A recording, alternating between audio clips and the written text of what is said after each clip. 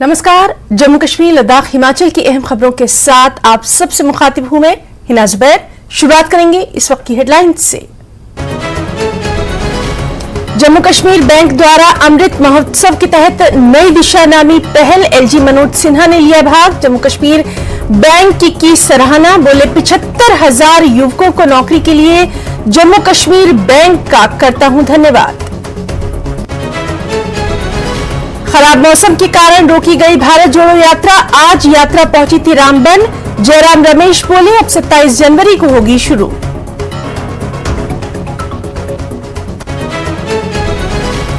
बडगाम में अवैध कब्जे के खिलाफ प्रशासन ने की कार्रवाई, एनसी लीडर अली सागर के घर की चारदीवारी पर चला बुलडोजर।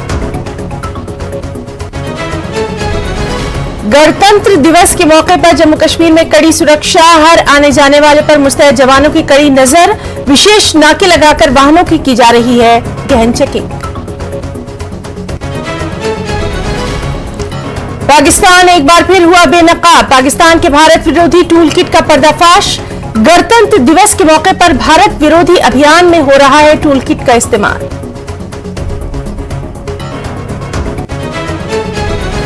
पीएम मोदी ने मिस्र के राष्ट्रपति का किया वेलकम, कहा भारत और मिस्र विश्व की सबसे पुरानी सभ्यता। हिमाचल के 53वें पूर्ण राज्यत्व दिवस पर हमीरपुर में आयोजित किया गया राज्य स्तरीय कार्यक्रम। परेड की सलामी के बाद बोले सीएम सुक्खू, हिमाचल उन्नति की ओर तेजी से अग्रसर, सभी वादे पूरा करेगी कांग्रेस सरकार। कार्यक्रम से मंत्रियों और विधायकों के साथ एकजुटता का भी किया गया प्रदर्शन। पूर्ण राज्यत्व दिवस पर पूरे हिमाचल में विशेष प्रोग्राम, शिमला के कांग्रेस मुख्यालय में प्रतिभा सिंह ने किया ध्वजारोहण। पूर्व सीएम शांता कुमार समेत कई नेताओं ने दिए शुभकामना संदेश। ऊना में होने वाली बीजेपी प्रदेश कार्य समिति की बैठक की तैयारियों के लिए पार्टी नेताओं ने की चर्चा, सफल आयोजन के लिए जिला पदाधिकारियों को सौंपी गई जिम्मेदारी। 4 से 5 फरवरी को होने वाली बैठक में 2024 लोकसभा चुनाव के लिए बनाई जाएगी रणनीति।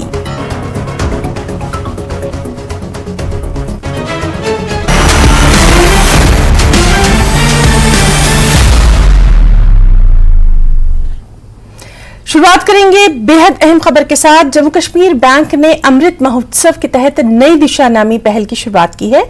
इसी संदर्भ में जम्मू के कन्वेंशन सेंटर में एक विशेष समारोह का आयोजन किया गया, जिसमें एलजी मनोज सिन्हा ने भाग लिया। इस मौके पर बात करते हुए एलजी ने जम्मू कश्मीर बैंक की सराहना की। उन्होंने 75,000 युवकों को नौकरी देने के लिए जम्मू कश्मीर बैंक का आभार व्यक्त किया। एलजी ने हाल ही में हुए KAS परीक्षा में लड़कियों की शानदार कामयाबी पर खुशी का इजहार किया और कहा कि लड़कियों ने साबित कर दिया है कि वो तेजी से आगे बढ़ रही हैं। उनका कहना है कि 5 अगस्त 2019 ने जम्मू कश्मीर के लोगों को आगे बढ़ने का मौका दिया है। एलजी ने कहा कि यहां के युवाओं के लिए पीएम मोदी ने कई अनोखी योजनाएं लॉन्च की हैं, जिसका परिणाम देखने को मिल रहा है। बहुत बहुत मुबारक हो मैम। और मैं 74वें गणतंत्र दिवस की पूर्व संध्या पर आज जम्मू कश्मीर एक ऐतिहासिक और दुर्लभ क्षण का साक्षी बन रहा है। नवंबर-दिसंबर में ग्रामीण और शहरी जन अभियान बैक टू विलेज 4 और माई टाउन माई प्राइड 2.0 के दौरान कई कार्यक्रम जम्मू कश्मीर प्रशासन ने अपने हाथ में लिया था, जिसमें सोशल सिक्योरिटी स्कीम्स का सैचुरेशन था, लैंड पासबुक का वितरण था, गोल्डन सेहत हेल्थ कार्ड में सैचुरेट करना था लोगों को। लेकिन 2 बड़े प्रमुख काम थे। एक कि हर पंचायत में कम से कम 15 नौजवानों को, बच्चों बच्चियों को चिन्हित किया जाएगा और उन्हें आर्थिक सहायता प्रदान करके सेल्फ एम्प्लॉयमेंट या एंटरप्रेन्योर बनाने की दिशा में हम काम करेंगे।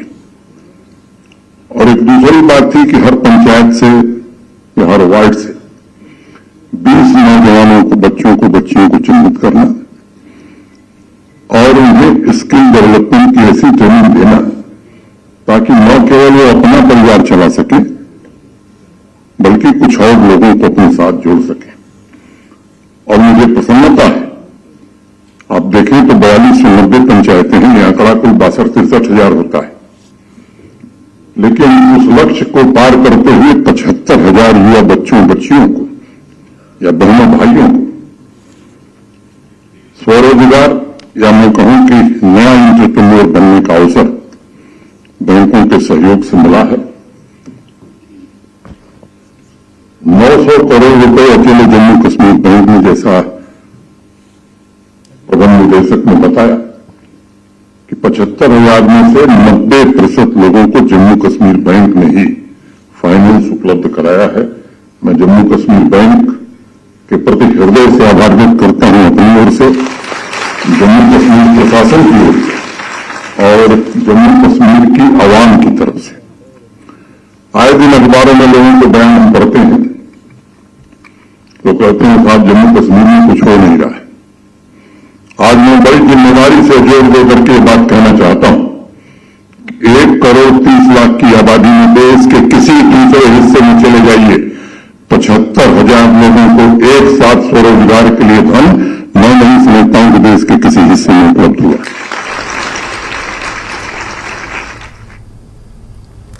कांग्रेस के सीनियर लीडर राहुल गांधी की भारत जोड़ो यात्रा बारिश के बीच बुधवार को रामबन से शुरू हुई। भारत जोड़ो यात्रा को अब रद्द कर दिया गया है। यात्रा को रामबन से बानेहाल में जाना था, लेकिन खराब मौसम की वजह से इसे बीच में ही स्थगित कर दिया गया। कांग्रेस महासचिव जयराम रमेश ने ट्वीट किया कि खराब मौसम की स्थिति और क्षेत्र में भूस्खलन की वजह से रामबन और बानेहाल में भारत जोड़ो यात्रा का दोपहर का चरण रद्द कर दिया गया। अब यात्रा 27 जनवरी सुबह 8 बजे फिर से शुरू होगी। बता दें कि मौसम विभाग ने बुधवार को जम्मू कश्मीर के मैदानी इलाकों में बारिश और ऊंचाई वाले इलाकों में भारी बर्फबारी का पूर्व अनुमान जताया है। जम्मू में सुबह से ही तेज बारिश हो रही है, जिसके चलते भारत जोड़ो यात्रा करीब 1 घंटे की देरी से शुरू हुई।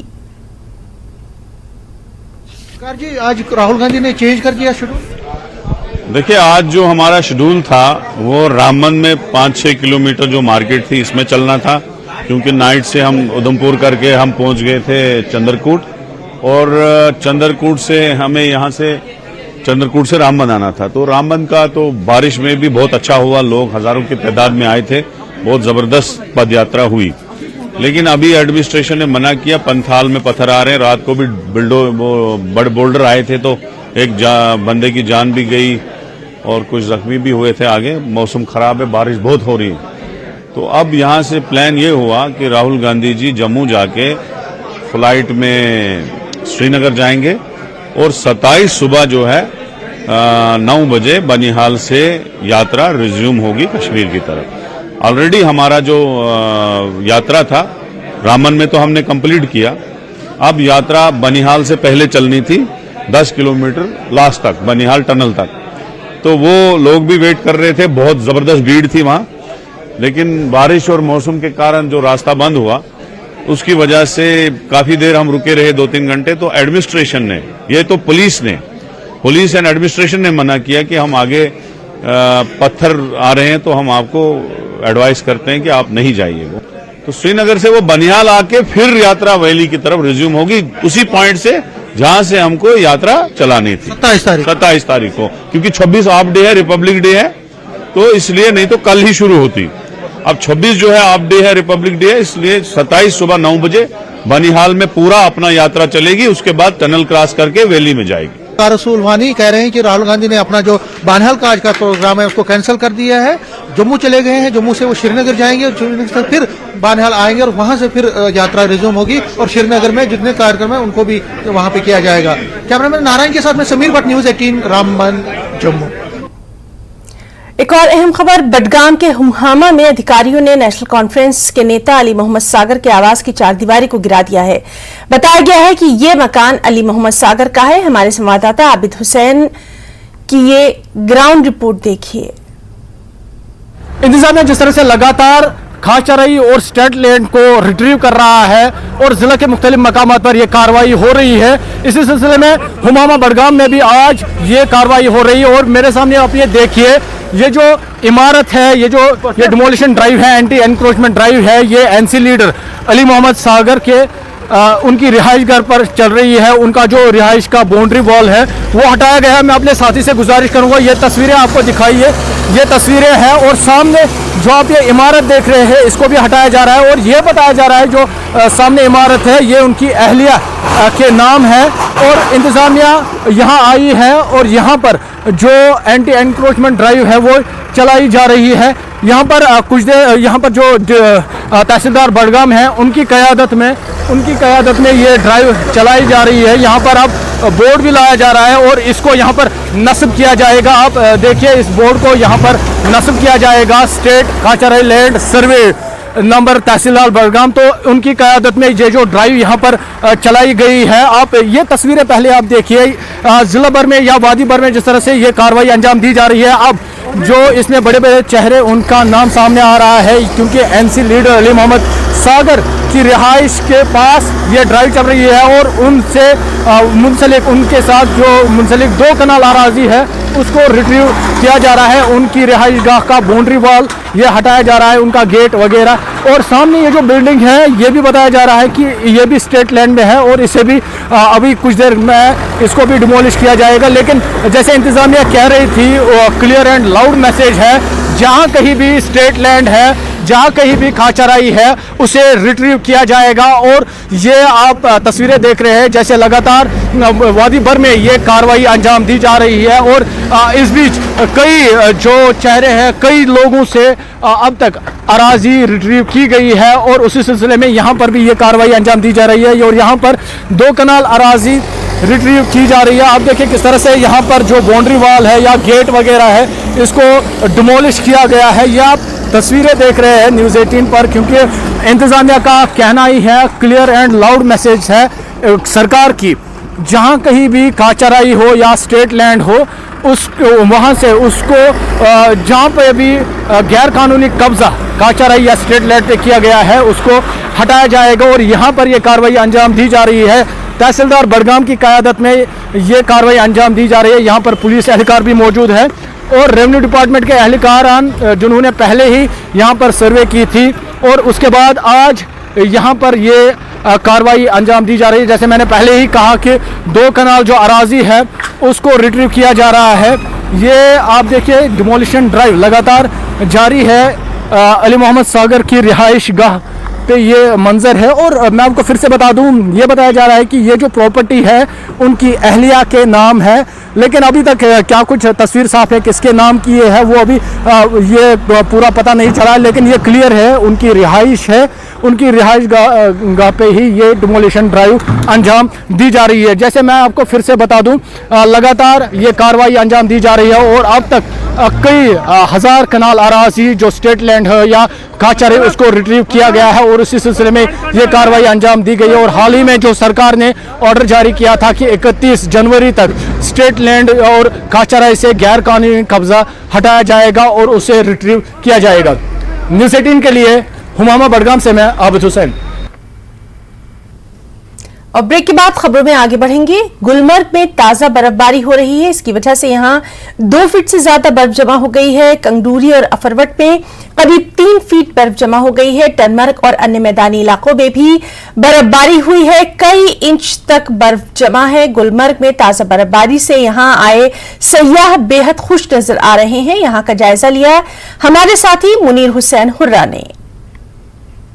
नाज़रीन, इस वक्त मैं मौजूद हूँ सयाहती मकाम गुलमर्ग में और यहाँ काफ़ी बर्फबारी हो रही है, भारी बर्फबारी हो रही है। आप तस्वीरों में मेरे पीछे देख सकते हैं कि किस तरह बर्फबारी हो रही है यहाँ पे, और करीबन 3 फुट के करीब यहाँ बर्फ जमा हो चुकी है। और हमारे साथ यहाँ पे कुछ टूरिस्ट हैं, उनसे हम जानने की कोशिश करेंगे। जी, आप बताएं क्या कहना चाहेंगे आप गुलमर्ग में इस स्नोफॉल के हवाले से? यह बहुत अच्छा दिखता है। I am getting very wonderful feeling in this Gulmarg area. I never seen this type of experience. Okay, आप बताएं आप क्या कहना चाहेंगे मैम?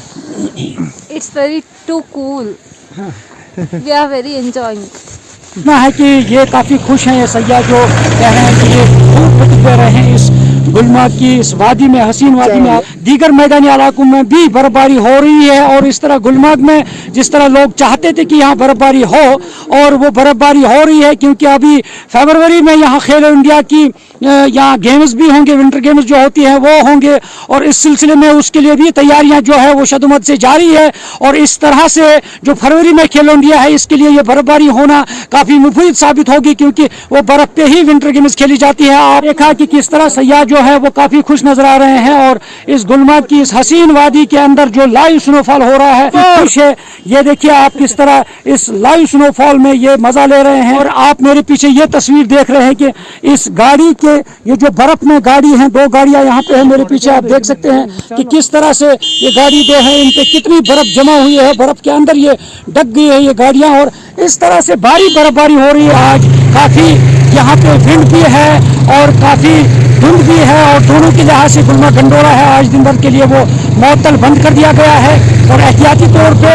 और इस तरह से सयाह जो है उन्होंने टिकट भी निकाली है और वो काफ़ी मायूस नज़र भी आए हैं, मगर उनकी सेफ्टी के लिए जो गंडोला बंद कर दिया गया है क्योंकि ऊपर ज़्यादा ही विंड है अफरवट और कोंगडोरी के मुकाम पे। और इस तरह हम गुलमर्ग में जो सयाह है काफ़ी खूब लुत्फ ले रहे हैं और उम्मीद करेंगे ज़्यादा से ज़्यादा सयाह जो हैं वो गुलमर्ग आए और इस लाइव जो स्नोफॉल है उस बर्फबारी जो हो रही है। एक बार फिर बेनकाब हुआ है पाकिस्तान के भारत पर्दाफाश हुआ है। इसके द्वारा गणतंत्र दिवस के मौके पर भारत विरोधी अभियान फैलाने के लिए टूल किट का इस्तेमाल किया जा रहा है।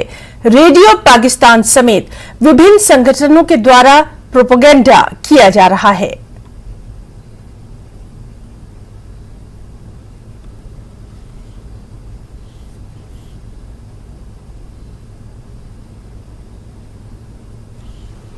खबर हिमाचल से। हिमाचल के पूर्ण राज्यत्व दिवस के मौके पर हमीरपुर में राज्य स्तरीय प्रोग्राम का आयोजन किया गया, जिसमें बतौर मुख्य अतिथि मुख्यमंत्री सुखविंदर सिंह सुक्खू शामिल हुए। इसके अलावा सीएम के साथ कई मंत्री और विधायकों की मौजूदगी इस समारोह में दिखाई दी। बाल स्कूल खेल मैदान में आयोजित इस विशेष समारोह के जरिए सुक्खू सरकार ने अपनी एकजुटता का प्रदर्शन भी यहां किया। कार्यक्रम की शुरुआत परेड से हुई। इस मौके पर सीएम सुक्खू ने कहा कि हिमाचल उन्नति की ओर तेजी से अग्रसर है, लेकिन करोड़ों के कर्ज से निकलना बड़ी चुनौती है। सरकार ओपीएस समेत अपने सभी वादे पूरे करेगी। अपने गंभीर रोगों के उपचार के लिए बाहरी राज्यों या प्राइवेट अस्पतालों का सहारा लेने की वंशता नहीं रहे। आईजीएमसी, टांडा और हमीरपुर मेडिकल कॉलेज में रोबोटिक सर्जरी की सुविधा दी जाएगी। मेडिकल स्टाफ की भर्ती भी की जाएगी। आप सभी का सक्रियता तथा रचनात्मक सहयोग प्राप्त होगा, जिससे हमारे उत्तर प्रदेश में उन्नति और विकास के मार्ग प्रशस्त होगा। पूर्ण राज्यत्व के अवसर पर मैं एक बार पुनः आप सभी को शुभकामनाएं देता हूं। हिमाचल के 53वें पूर्ण राज्यत्व दिवस के मौके पर शिमला के कांग्रेस मुख्यालय में विशेष कार्यक्रम का आयोजन किया गया, जहां प्रदेश अध्यक्ष प्रतिभा सिंह ने राष्ट्रीय ध्वज फहराया। इस मौके पर उन्होंने प्रदेशवासियों को शुभकामनाएं दी और कहा कि स्वर्गीय प्रधानमंत्री इंदिरा गांधी ने हिमाचल को पूर्ण राज्य का दर्जा दिलवाया। मैं सभी देशवासियों को इस उपलक्ष्य में अपनी शुभकामनाएं देती हूं। आप सब जानते हैं कि श्रीमती इंदिरा गांधी जी ने स्वयं या रिज मैदान पर भारी बर्फबारी में यहाँ पर आकर स्वयं हिमाचल प्रदेश को स्टेटहुड प्रदान किया था। कांग्रेस पार्टी का बहुत बड़ा इसमें योगदान है। इस पर्व को हम बड़े हर्षो उल्लास के साथ मनाते हैं और मनाते रहेंगे। इस अवसर पर मैं आप सबको भी बहुत बहुत मुबारकबाद देना चाहती हूँ और सारे हिमाचल वासियों को मेरी शुभकामनाएं। और वहीं पूर्व मुख्यमंत्री शांता कुमार ने भी प्रदेश की जनता को पूर्ण राज्यत्व दिवस पर बधाई दी। उन्होंने सोशल मीडिया के जरिए अपना बधाई संदेश दिया।